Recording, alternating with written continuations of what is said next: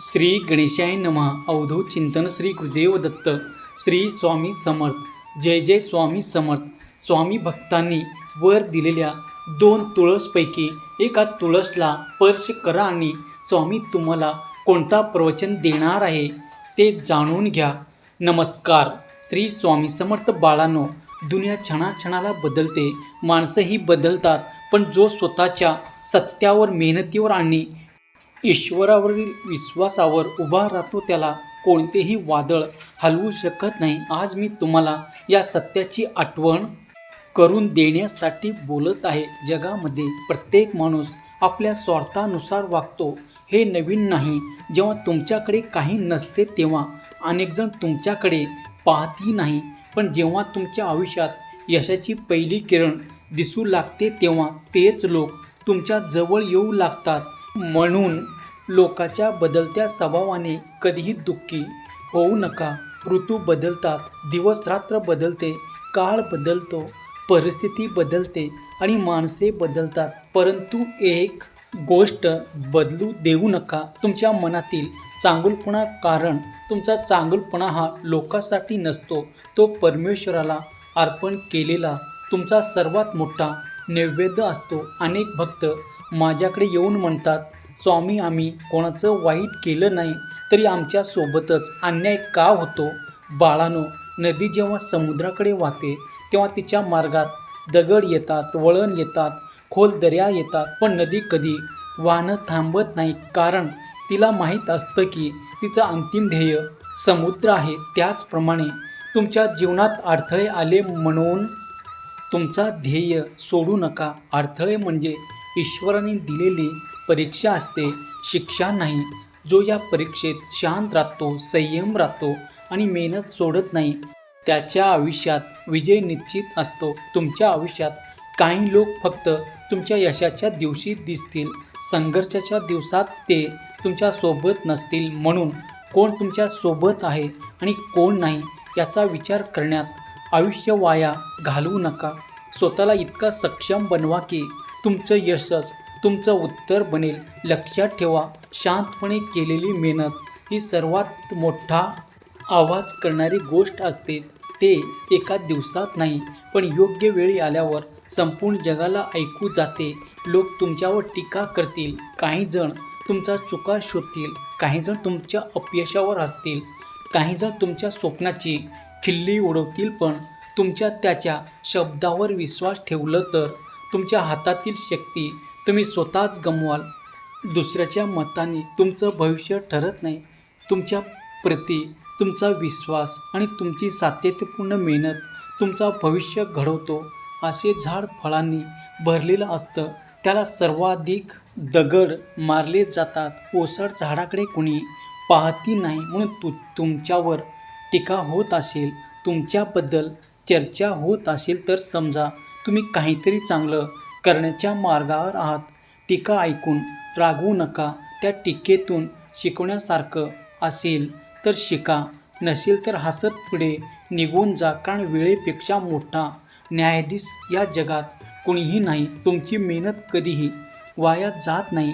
बीज जमिनीत टाकल्यानंतर अनेक दिवस काहीच दिसत नाही, पण त्या काळात जमिनीखाली मूळ तयार होत असतात. त्यानंतर एक दिवस छोटासा अंकुर बाहेर कळसे येतो आणि पुढे त्याचा विशाल वृक्षात रूपांतर होते. तसे तुमच्या जीवनातही घडत असतं. तुम्हाला वाटतं की काहीच बदलत नाही, पण परमेश्वर तुमच्यासाठी अदृश्यपणे मार्ग तयार करत असतो. त्यामुळे घाई करू नका. योग्य वेळ येईपर्यंत संयम बाळगा आणि कर्म करत राहा. बाळांनो, मनुष्याला सर्वात जास्त त्रास परिस्थिती देत नाही तर परिस्थितीबद्दल निर्माण होणारे विचार देतात. संकटदारात उभे राहिले की अनेक जण आधीच पराभव स्वीकारतात. माझ्या नशिबात हे का, हा प्रश्न मानतं मनात उभा राहतो. पण मी तुम्हाला सांगतो, ज्या जीवाला परमेश्वर मोठं बनवू इच्छितो त्या जीवाला मोठ्या परीक्षा देत सोना आगीत तापल्याशिवाय शुद्ध होत नाही, हिऱ्याला घासल्याशिवाय त्याची किंमत वाढत नाही. त्याचप्रमाणे तुमच्या जीवनात येणाऱ्या प्रत्येक वेदनेच्या मागे तुमचं भविष्य अधिक तेजस्वी करण्याचा ईश्वराचा सकल दडलेला असतो. तुम्ही अनेकदा लोकांच्या शब्दामुळे खचून जाता. एखादा म्हणतो तुझ्याने काही होणार नाही, दुसरा म्हणतो तुझी वेळ संपली, तिसरा म्हणतो तुझं नशीब खराब आहे. बाळांनो, हे शब्द ऐकण्यासाठी तुमचा जन्म झालेला नाही. तुमचा जन्म तुमच्या कर्माने जगाला उत्तर देण्यासाठी झाला आहे. म्हणून लोकांच्या तोंडाकडे पाहत बसू नका. त्याच्या बोलण्यावर आयुष्य उभारू नका. कारण ज्यांना स्वतःचा मार्ग सापडलेला नसतो ते दुसऱ्याच्या मार्गात अडथळे निर्माण करतात. लक्षात ठेवा, प्रत्येक सूर्योदय अंधारानंतर होतो. जर रात्र नसती तर पहाटेचे सौंदर्य कुणाला कळलं असतं. म्हणून तुमच्या आयुष्यात अंधार आला आहे याचा अर्थ प्रकाश तुमच्या समोर दूर गेला असा नाही, उलट प्रकाश जवळ येत आहे. म्हणून अंधार शेवटचा प्रयत्न करत आहे. संकट नेहमी शेवटच्या टप्प्यात जास्त भयानक वाटतं, पण जो त्या क्षणी धैर्य सोडत नाही त्याच्याच हातात विजेचा मुकुट येतो. आज अनेक जण मेहनत करतात पण लगेच फळ मिळाले नाही की निराश होतात. बाळांनो, शेतकरी बी पेरल्यानंतर रोज माती उकरून पाहत नाही की बी उगवलं का. त्याला विश्वास असतो योग्य वेळी अंकुर बाहेर येईल. तसाच विश्वास तुमच्या कर्मावर ठेवा. रोज प्रामाणिकपणे काम करा. रोज स्वतःला कालच्यापेक्षा थोडं अधिक चांगलं बनवा. यशाचा विचार करण्यापेक्षा स्वतःला यशासाठी पात्र बनवा. कारण पात्रता आली की यशाला तुमच्यापर्यंत यावंच लागतं. काही लोक तुमच्या शांततेचा गैरसमज करतात. त्यांना वाटतं की तुम्ही कमकुवत आहात, पण शांत राहणारा प्रत्येक माणूस दुर्बल नसतो. समुद्र जितका खोल असतो तितका तो वरून शांत दिसतो. तुमची शांतता ही तुमची कमजोरी नसून तुमची ताकद आहे. प्रत्येक अपमानाला उत्तर देणे आवश्यक नसतं. प्रत्येक टीकेला उत्तर देणेही आवश्यक नसतं. काही उत्तर वेळ देते आणि वेळेला दिलेला उत्तर सर्वात प्रभावी असतं. तुमच्या मनात जर द्वेष वाढू लागला तर समजा तुमची शक्ती कमी होऊ लागली आहे. दुसऱ्याचा द्वेष करताना माणूस स्वतःची शांती गमावतो. म्हणून ज्यांनी तुम्हाला दुखवलं त्यांना परमेश्वरावर सोपवा. न्याय करण्याचं काम त्याच्या हातात आहे. तुमचे काम फक्त चांगले कर्म करणं आहे.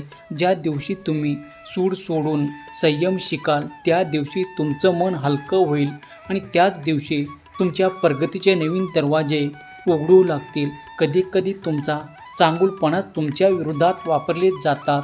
लोक तुमच्या विश्वासाचा फायदा घेतात, तुमच्या प्रेमाला कमजोरी समजतात. म्हणून चांगलेपणा सोडू नका, फक्त विवेक वाढवा. प्रत्येकाला मनात स्थान देण्यापूर्वी त्याची पात्रता ओळखा. दयाळू व्हा पण भोळे बनू नका. प्रेम करा पण स्वतःचा स्वाभिमान गमवू नका. मदत करा पण स्वतःचं अस्तित्व विसरू नका. मी तुम्हाला वारंवार सांगतो, तुमचे खरं धन तुमच्या बँकेतील पैसे नसून तुमचं चारित्र्य आहे. पैसा येतो आणि जातो, मान सन्मानही बदलतो, पण प्रामाणिकपणा, कमवलेला विश्वास आयुष्यभर तुमच्या सोबत राहतो. म्हणून कधीही खोट्या मार्गाने मोठा होण्याचा प्रयत्न करू नका.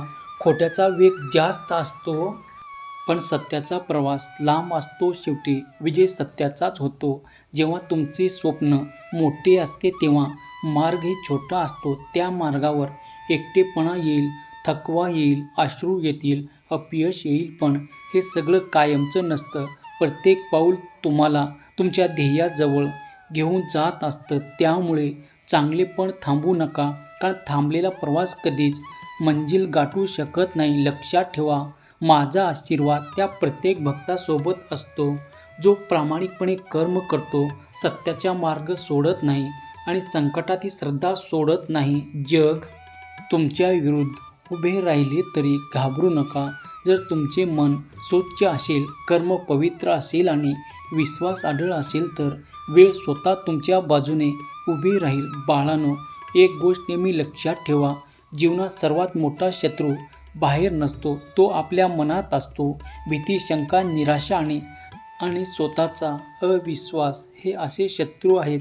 अशा माणसाला त्याच्या ध्येयापर्यंत पोचू देत नाही. जगातील कोणतेही माणूस तुमच्या नुकसान तेवढं करू शकत नाही तेवढं तुमचं खचलेलं मन करू शकतो. म्हणून सर्वप्रथम स्वतःच्या मनाला जिंकायला शिका. ज्याचे मन स्वतःवर मनावर विजय मिळवाल त्याला जग जिंकण्यासाठी फार मोठा संघर्ष करावा लागत नाही. अनेक जण माझ्यासमोर येऊन म्हणतात, स्वामी आम्ही मेहनत करतो पण दुसरे लोक कमी मेहनत करूनही पुढे जातात. बाळांनो, दुसऱ्याच्या आयुष्याची तुलना स्वतःच्या आयुष्याशी करू नका. प्रत्येक जीवाचा प्रारब्ध वेगळं असतं.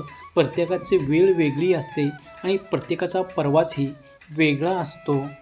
काही झाड 2 वर्षांनी फळ देतात, काही झाडे 10 वर्षांनी फळ देतात. पण जे झाड उशिरा फळ देतो त्याची सावली अनेक पिढ्यांना आधार देते. म्हणून तुमचा उशीर हा तुमचा पराभव नाही, तो परमेश्वराची तयारी आहे. श्री स्वामी समर्थ.